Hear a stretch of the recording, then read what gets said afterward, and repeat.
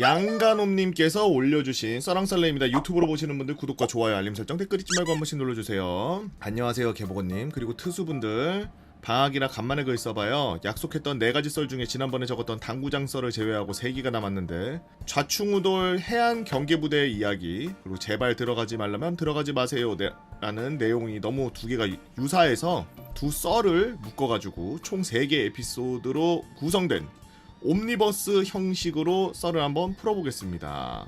이렇게 하이 퀄리티로 썰을 푼다고?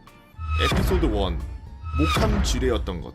이전 썰랑썰레 그린 안테나로 크리스마스 트리 만든 썰과 주님의 은혜로 부대의 당구장 만든 썰에 대해 말씀드렸다시피, 제가 복무했던 부대는 사단 본부와 조금 멀리 떨어져 있는 해양 경계 부대인 독립대대였습니다. 저희 대대의 주 임무가 부대가 속한 도시의 해양 경계 임무와 함께 가스시설, 군 부대 같은 국가 중요 시설을 지키는 것이어서 CCTV병과 TOD병, 해안가, 즉 바닷가를 감시하고 상황병과 무전병에게 소통하는 방식으로 근무를 진행하죠. 그리고 무전병은 각 소초의 상황병들에게 정해진 시간마다 무전을 걸어서 통신망을 점검하는데, 그날도 이런 방식으로 근무가 진행되던 평화롭던 날이었습니다. 무전실은 24시간 동안 돌아가야 하기에 언제 들어가도 무조건 한 명의 무전병이 있었고 2시간 교대로 들어갔죠. 그 얘긴 즉슨 낮에도 새벽에도 들어간다는 이야기입니다. 전 장비병이었지만 소속이 대대 통신병이었기 때문에 저도 무전 근무로 들어갔었죠. 그날은 새벽 근무였어요. 그것도 새벽 2시. 잠이 덜 깬 몸뚱아리를 애써 이끌고 지통실로 간 뒤 지통실 안에 있는 한 켠의 무전실에서 비몽사몽 무전 대기를 하던 차였죠. 거의 졸죠. 그러던 와중에 지통실 상황 모니터로 상황이 전파되었습니다. 정확히 어떻게 내려왔는지 기억이 나지 않지만 대충 요약하자면 이랬는데요. 땡땡 소초의 땡땡 초소 앞바다 땡땡 구역 몇 미터 앞에 직 육면체로 추정되는 미상의 물체 발견. 이 한마디는 소대급의 해안 소초부터 시작해서 대대 지통실로 전파되어 화상회의를 통해 연대와 사단에게 보고되었고, 이윽고 대대 당직사령은 불이 나게 대대 5대기와 해안에 파견된 중대 디타대에게 출동을 명령하셨습니다. 아니, 아무리 군 부대고 야밤이라도 그렇지 무슨 직육면체 물체 하나만으로 이렇게 호들갑을 떠냐라고 하실 수 있는데, 그 이유는 바로 지금 풀고 있는 썰이 일어난 시기가 목함지뢰 사건이 발생한 지 2에서 3년 후여서 경계시 네모난 물건을 발견했다 하면 바로 목함지뢰를 의심했기 때문입니다. 따라서 소대부터 사단까지 지금 땡땡바다에서 떠내려오는 저 물체는 목함지뢰일 수도 있다 라고 생각했던 것 같아요. 그렇게 비몽사몽이었던 제 정신은 갑자기 확 깼고, 당직사령님께서 무전병, 지금부터 소초는 물론 기타대 5대기 무전대기까지 확실하게 대기해라 라고 하셔서 갑자기 저도 결연해졌습니다. 해양경계부대는 경계작전을 수행하는 현행 작전부대로 취급되기 때문에 유격과 혹한기 같은 전투훈련은 간소화하거나 아예 시행하지 않지만, 그 대신 상황조치 훈련을 존나게 하기 때문에 그때와 같은 상황은 어느 정도 머슬 메모리로 새겨져 있었지만, 직접 실제 상황을 겪어보니 의지부터가 남달라지더라고요. 그렇게 침착하고도 신속 정확하게 무전을 받고 보내면서 상황병과 당직사령님께 상황을 전달하던 그때, 지통실 상황 모니터에 띄워진 한 문장을 보고 전 헛웃음이 나오고 말았습니다. 직육면체 미상의 물체 기타대 출동해서 냉장고로 판별. 상황 종료. 바다 앞에 떠내려와서 부대의 실제 상황을 걸었던 그 직육면체는 목함지뢰가 아니라 냉장고였습니다. 본의 아니게 목함지뢰인 척했던 냉장고를 보고 상황병, 당직부관, 당직사령님께서 허탈한 표정을 지으시면서 상황이 일단락 되었습니다만, 지금 와서 보니 그나마 냉장고였길래 다행이지 진짜 목함지뢰였으면 뉴스에도 나오고 난리 났겠더라고요. 에피소드 2 들어가지 말라면 들어가지 마세요. 불법 낚시꾼 이야기. 해안부대의 병력 출동은 비단 이런 군사적인 상황에만 일어나지 않습니다. 저희 부대가 위치한 곳인 큰 해안 도시가 인접해 있고, 부대에 담당하는 경계구역 또한 민간인들의 거주구역, 생활동선과 겹칠 수 있는 곳이라 이런저런 크고 작은 일들이 종종 일어났는데, 그 중에 가보부갑은 제일 백미라고 한다면, 기사들은 한번 찾아보시고 제목만 넣었습니다. 불법 조업자들, 일명 불법 낚시꾼들이었는데요. 해안 경계를 해야 하니 해안가를 따라서 CCTV를 설치해야 되고 그곳에 철책을 설치하는 것이 일반적입니다. 그리고 부대가 속한 지역은 해안 도시인지라 낚시를 취미나 업으로 하시는 분들이 많았죠. 하지만 철책을 치면은 그 안쪽에 사람의 손을 덜 타서 그런지 그 철책을 넘고 들어가서 낚시를 하는 불법 낚시꾼들이 꼭 있었습니다. 이 글을 쓰는 순간에도 솔직히 왜 그렇게까지 낚시를 해야 되는지 이해가 안 되네요. 아무튼 철책을 넘어서 낚시를 하시면 부대 CCTV에 다 보입니다. 에이 누가 보겠어 어차피 안 보여라고 생각하실지 모르는데 다 보여요. 애초에 그런 사각 지역을 최대한 최소화해서 CCTV를 배치했으니까 말이죠. 그렇게 CCTV에 잡히면은 해당 CCTV가 속한 구역에 초초에서 병력을 출동시켜 제지시킵니다. 그러면 그분들도 염치는 있는지 아이고 죄송합니다 금방 나갈게요 하면서 순순히 따라주시죠. 애초에 그곳에서 낚시하는 게 불법이니까요. 하지만 가끔 적반하장으로 나오는 분들도 계십니다. 실제로 제가 상병 때 뉴스 기사에 불법 낚시 공동 대책 회의가 있었던 2019년도 그부터 1, 2년 전에 저희 부대에 있었던 일인데 철책을 넘어서 불법으로 조합하던 낚시꾼들을 해당 소초에서 CCTV로 포착하고 병력을 출동시켜서 제재하고 있었는데 되려 오히려 화를 내며 아니 우리가 낚시를 하겠다는데 무슨 권리로 막는 거야?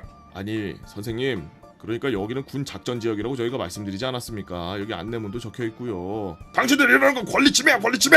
라는 식으로 역정을 했다고 하더라고요. 그런데 제가 그 자리에 있던 소초병도 아니고 어떻게 이 대화를 이야기를 알고 있냐고요? 지역 뉴스에 보도되었습니다. 지역 주민들을 제재하는 군부대 이대로 둬도 되겠냐라는 식으로 말이죠.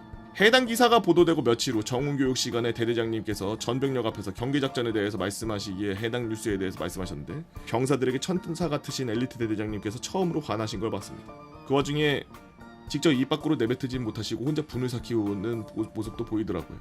군 작전 지역에 들어가지 말라는 것은 그곳은 군사작전 중이어서 그런 것도 있지만 특히나 해양 경계부대에 있어서 또 다른 이유가 있습니다. 그건 바로 에피소드 3 들어가지 말라면 들어가지 마세요. 그러게 들어가지 말라니까요. 해양 경계부대가 철책을 친 그곳은 바로 옆이 낭떠러지 절벽이거나 혹은 한 번 빠지면 나오지 못하는 갯벌이기 때문입니다. 다시 말해 첫 번째는 군사작전 지역이라서 그리고 두 번째는 위험해서인 것입니다. 때는 2017년 추석 연휴가 기가 막히게 겹쳐서 추석 연휴가 10일 정도 되었을 때 그 전설의 추석 연휴 저는 또 지통실에 들어가서 또 무전대기하고 또 YTN 멍 때리면서 보고 있었는데 추석이다 보니 출타량이 많아서 하루에 2번씩 근무를 들어가기도 했는데 언제는 저녁에 근무를 들어가고 상식부 사관님이 저를 보시고 야 양가놈 너는 오늘 낮에 근무 들어오지 않았었냐? 서로의 신세를 한탄하던 바로 그런 때였죠. 그렇게 저의 소중한 추석 연휴가 얼씨구나 잘 탄다 사르르 녹는다 하면서 하루하루 날아가던 그때 저녁이었나 새벽이었나 정확히 기억이 안 나는데 하여튼 해가 떨어졌고 어두웠을 때인데 무전근무에 들어가고 얼마 지났을까요? 상황병이 당직사령에게 어떤 상황을 전파하였고 그 후 상황 모니터에 무언가 뜨더니 상황병과 당직사령님만 바쁘기 시작했습니다. 저 같은 무전병은 안 바쁘고 그 둘만 바쁘다? 그럼 식중팔구 군사 관련 상황이 아니라는 거죠. 그러면은 민간 또는 관공서에 관련된 일인데 저는 그때 상황 모니터를 한번 이렇게 삑 보고서 아 하는 말이 절로 나왔습니다. 20세 민간인 남성 갯벌에서 나오지 못하고 있음. 해경, 소초, 기타대 출동 중. 그 이후에는 전 상황을 지켜보면서 제발 그분이 살아있으면 했었습니다. 그렇게 제 근무 시간이 끝나기 30분 전쯤 해당 상황도 종결이 되었습니다. 당시 대대 지통실 상황 근무를 서고 있던 중대 동기에게 물었죠. 야 어떻게 된 거야? 20살짜리 남자가 갯벌에 빠졌대. 살았어? 아니? 아이고. 야 근데 어떻게 하다가 들어갔대? 우리도 모르지. 나보다 어린 친구인 것 같은데. 그치. 상황병 모니터 근무 일지에 보니 동행자 30대 남성 1인이라고 적혀 있었대요. 설마 이거 그건가? 뭐 지금 이 시간에 동행자 한 명이랑 갯벌에 간 거면 지금 추석이잖아. 근데 삼촌이나 친척형이랑 술 먹고 갯벌 들어갔다가 발 빠져서 못 나온 거 아니야? 라면서 제 나름대로 상황을 추정해보았지만 고인의 명복을 빌며 그냥 생각을 그만두기로 하였습니다. 그렇게 위 사건이 어느 정도 잊혀지던 상병 꺾였을 때 무려 경추에 있던 병이 도져서 수도병원 정형외과에 가서 약을 타먹으려고 수통에 가는 날이었는데 평소처럼 같이 수통에 가던 일병 후임이랑 이야기 좀 하다가 졸려서 눈이라도 붙이려고 했는데 그때 갯벌 사건이 떠올라서 얘기를 한번 꺼냈습니다. 그랬더니 옆에 앉아있는 타중대 아저씨분이 저한테 그러더라고요. 저 그때 거기 해안에 있었어요. 아 진짜요? 와 그때 저는 무전근무였어요. 저랑 무전 하셨을 수도 있겠네요. 아 그랬겠네요. 아유 근데 그때 생각하면 참 참담해요. 왜요? 당일 말고 그 다음날 아침이었는데 저희가 고인의 시신을 못 찾고 그때 고인께서 신고 가셨던 장화랑 옷만 찾았거든요. 그거를 고인의 어머니께서 껴안고서 우시는데 그런 처절한 소리는 처음 들었어요. 아유 이게 참 저도 그 말을 들으면서 참 참담한 마음이 다시 들더라고요. 이 말을 했던 타중대 아저씨는 실제로 그 당시 고인 수색을 하기 위해 출동되었던 병력 중 하나였고 끝내 시신은 찾지 못한 채 옷과 신발만 찾아서 유족께 전달했습니다. 그리고 그 아저씨는 본인 일이 아니었는데도 그 상황을 너무 참담하여 트라우마가 아닌 트라우마로 남았다고 하더라고요. 이상 3가지 썰 마치도록 하겠습니다. 이 썰을 다시 적게 되니 마음 한켠이 저리면서 안타까운 마음이 다시 들었네요. 긴 글 읽어주셔서 감사드리며 예전에 올리기로 했던 비트코인이 군대에 불러온 참사, 영화 동아리 근데 이제 그 종교를 곁들인 올해 초에 겪은 따끈따끈한 썰 이렇게 하나씩 마저 풀어보도록 하겠습니다. 끝으로 당부드리면서 끝내도록 하겠습니다. 모든 군사지역은 함부로 들어가는 것이 금지되어 있고 그것이 불법이므로 적발 시 엄중히 처벌될 수 있습니다만 해안지역에서의 군사지역은 진짜 제발 들어가지 마세요. 낚시 한 번 안 한다고 안 죽습니다. 하지만 발 잘못 들였다간 진짜 죽을 수도 있죠.